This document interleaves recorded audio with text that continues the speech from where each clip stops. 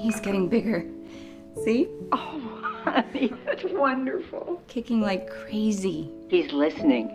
Put your hand on your tummy and hum to him. You used to love that. It feels like he's dancing in there. Oh, honey.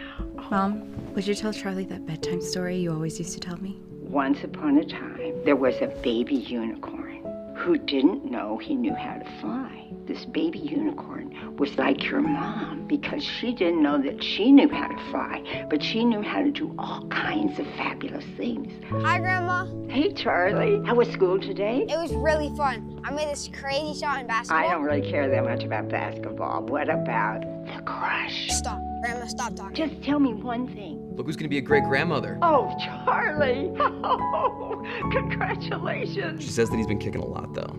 Like, a little too much. Tell her to put her hand on her tummy and hum to him. You loved that. You would have loved this moment. You can call anytime.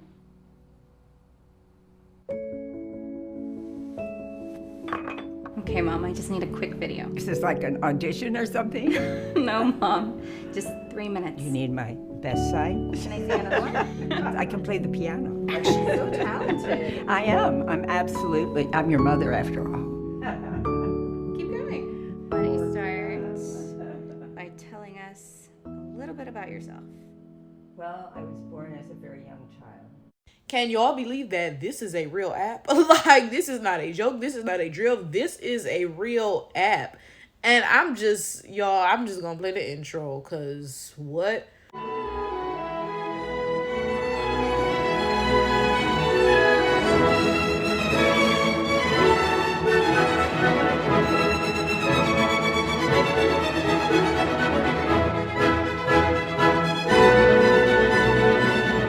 Now, anybody who's watched my videos before knows that my parents are much older than most people's parents who are my age. So I am 29, but my parents are 74 and 72, right? So my parents were born in the 1950s. And I'm bringing that up because that directly had an influence on my perception of technology. So growing up, because I was born in the 90s, right? So I was kind of born right before technology really started to take off. So when I was born and was growing up, it was still kind of the olden days, so to speak, as crazy as that sounds, right? So like we had dial-up internet at one point. There were still payphones outside. If you're from Detroit, I distinctly remember there were payphones on Woodward outside of that Rite Aid on Woodward, and I don't know what that side street is, y'all. It's crazy. I was born and raised in the Cass Corridor, and I still can't tell y'all half the street names. Like growing up, my dad would call me after school, like, where you at? I'd be like, oh, I'm by that big red house. I'm walking towards that, whatever. Like, I don't pay attention to street names. I pay attention to landmarks, okay?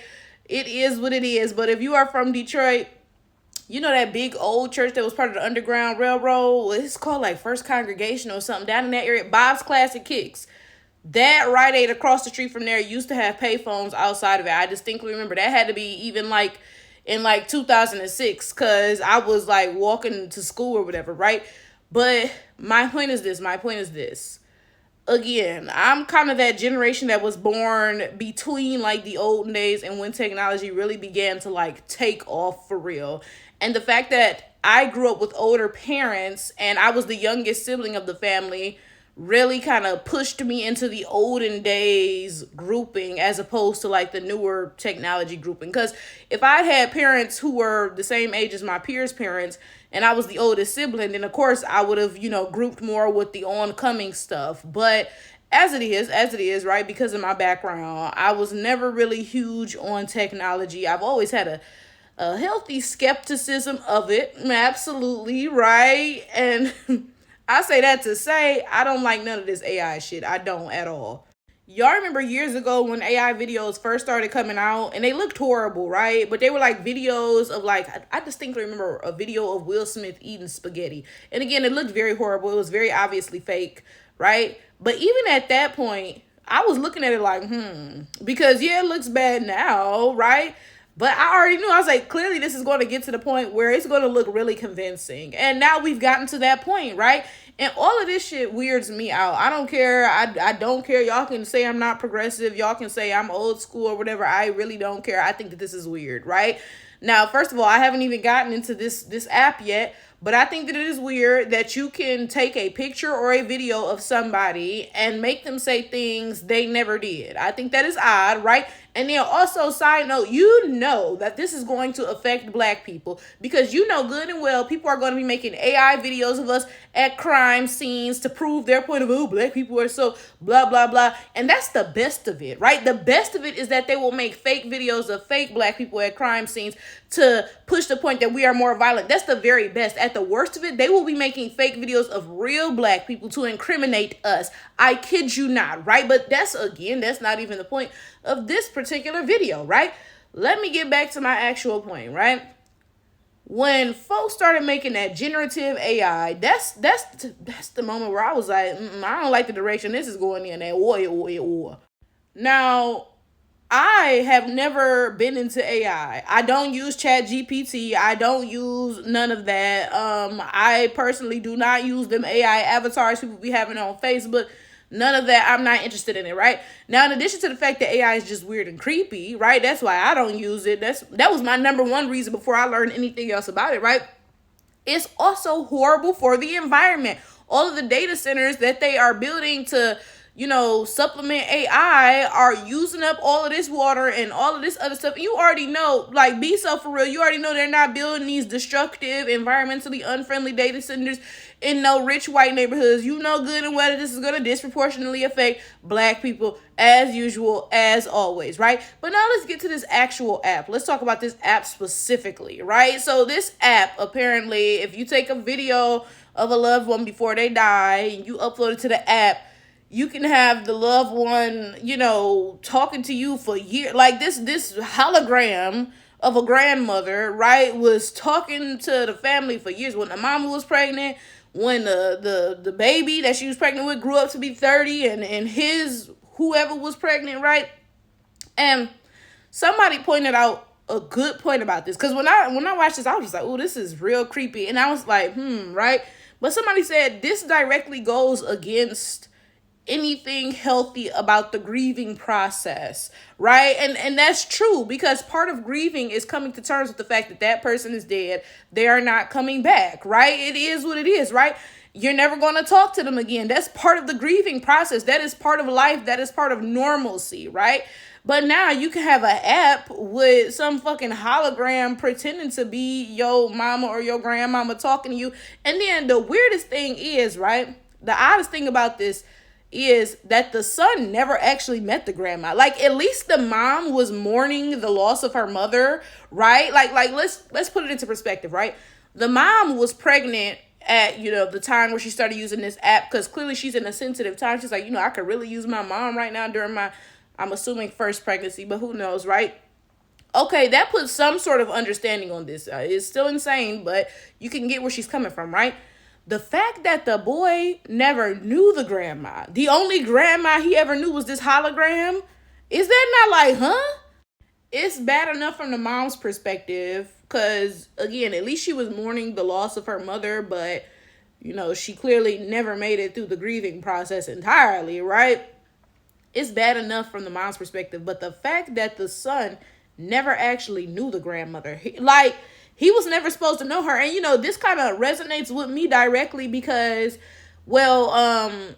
my maternal grandmother died when I was 1. So effectively, I never knew her. We did meet one time, but I don't remember that, right? So effectively, again, I never knew her, right? And, my mom always tells me, and my dad says it too, they're always like, your grandmother was a saint, the maternal one. We're not going to talk about the paternal one, but that's a story for another day, child. But they always say, like, oh, your grandmother was a saint. And, and apparently she could cook good as hell, too, which is crazy to me. Because when I tell you my mama the best mama in the world. Oh, you know what? I wasn't even meaning to say that. I was meaning to say my mama the best cook in the world. But my mama the best mama in the world, too. Like, shit, bitch, I'm standing on that. What are you talking about, dumb doodle head?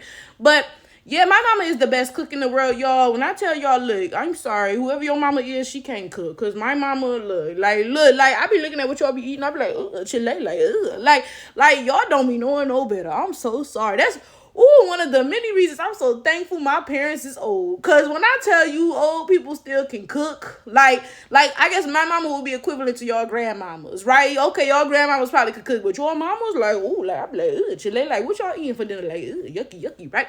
But you know, they always be like, oh yeah, like your grandmama could motherfucking cook, okay, right? All of this positive stuff. Apparently, my grandmother was a saint sent straight from the heavens, which is crazy because I'm like the meanest bitch in the world. But whatever, right? My point is, though, as many good things as I hear about her, we were not destined to meet each other, okay? Or, I mean, we did meet each other, but I was not destined to know her for whatever reason, right? And it's, you know, it's just something you deal with and you come to terms with. Why would I want a holograph, like, what, of a grandma? Like, what?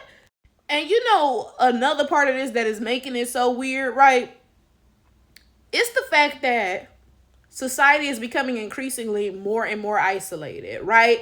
The average person doesn't really have friends. They don't really go out and chill with friends or anything, right? Their only social connections really are work. And, you know, me personally, bitch, I'm not your motherfucking friend. At work, bitch, you a coworker. Like, very few of my coworkers are my friends. I will say I have one work bestie. Shout out to her. We don't even work together no more. I still say she my work bestie because, like, come on, that's just my girl, right?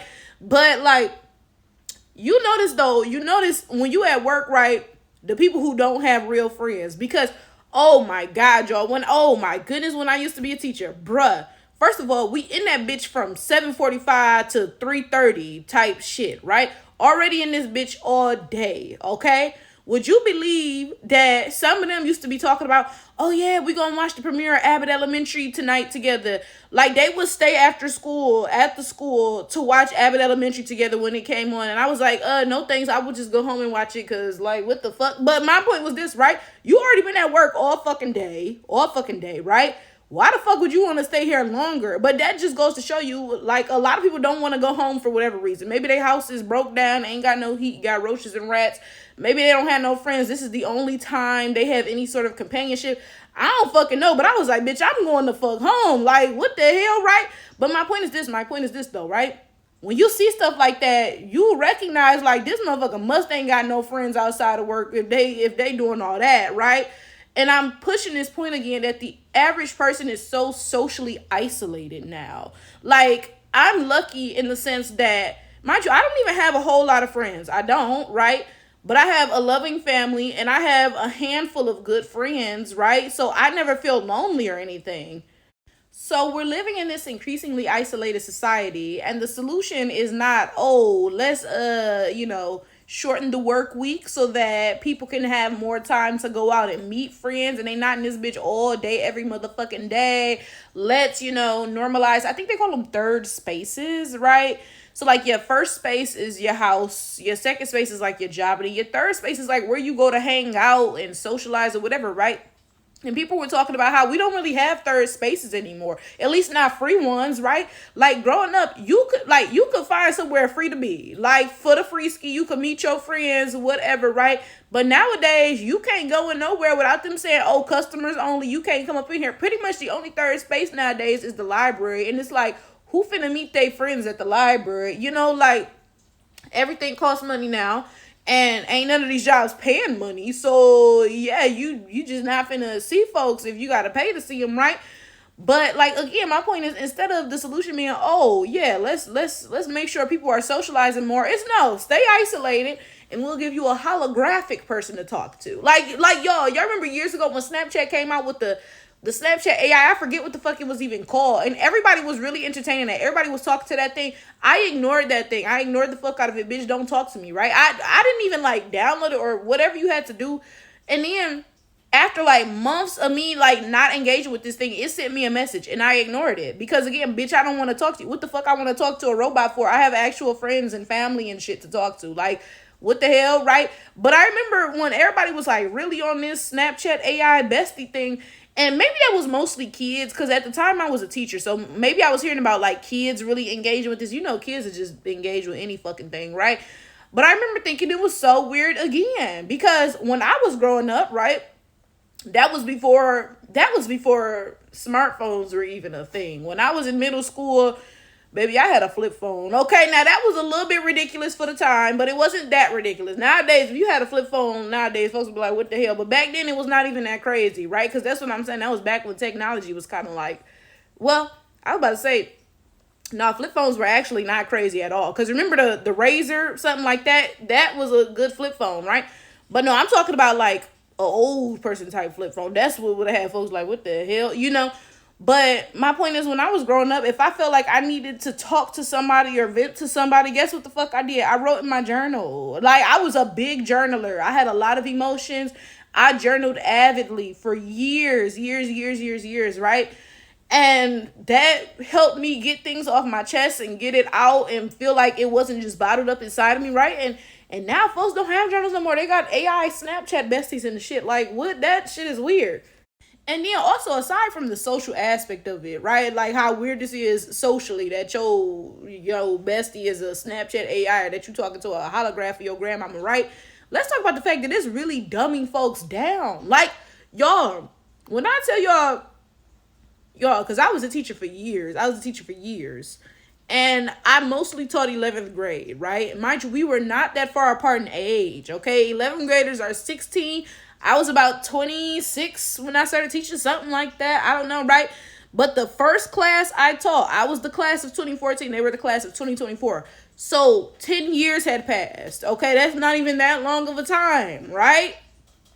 Y'all, when I tell y'all there was such a serious difference in just cognitive abilities, problem solving. And I don't want to sound like an old person, because old people just be like, oh, kids these days, about any old dumb shit just to prove whatever non-existent point. That's not even what I'm saying. And I will acknowledge, right? Growing up, I went to Renaissance, which is the best high school in Detroit. So I'm assuming, yeah, it probably had the cream of the crop of Detroit kids, right?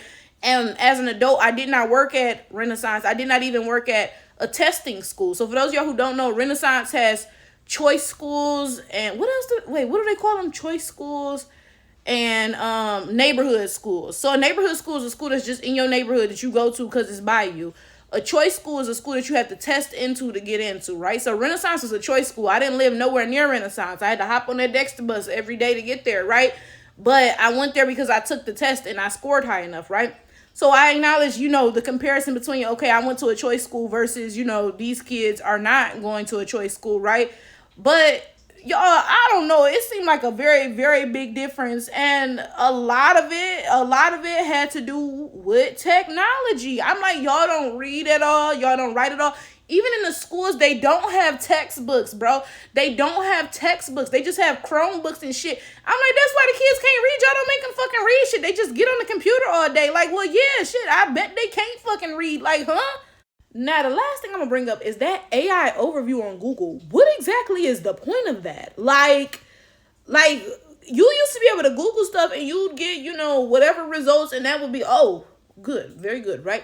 They basically just reinvented the wheel, and then it's dumb, and then it also uses way more fucking water and whatever, and is way less environmentally unfriendly than a regular fucking Google search.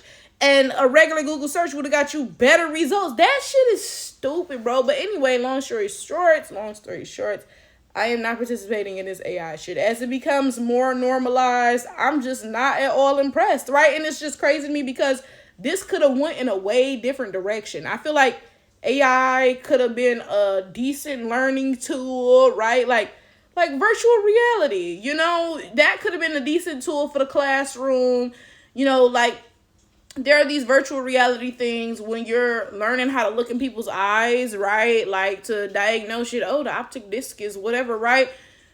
You ain't gotta be all up in a real person's eye. You can use like fake virtual reality things and look in the eye and look around and stuff. That's beneficial, right? So you can practice anytime. You don't need a volunteer. That's beneficial.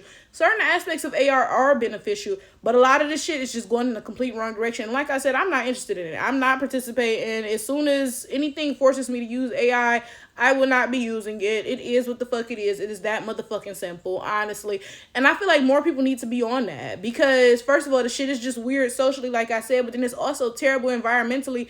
And then also there's going to be all of this stuff that happens with all of this generative AI putting people, black people at the scene of crimes and stuff, etc., etc., etc. Like I said, I'm not subscribing to this. And me and Lissy will be on our remote island sipping from a coconut before we ever be talking about some damn AI besties. Good the fuck bye.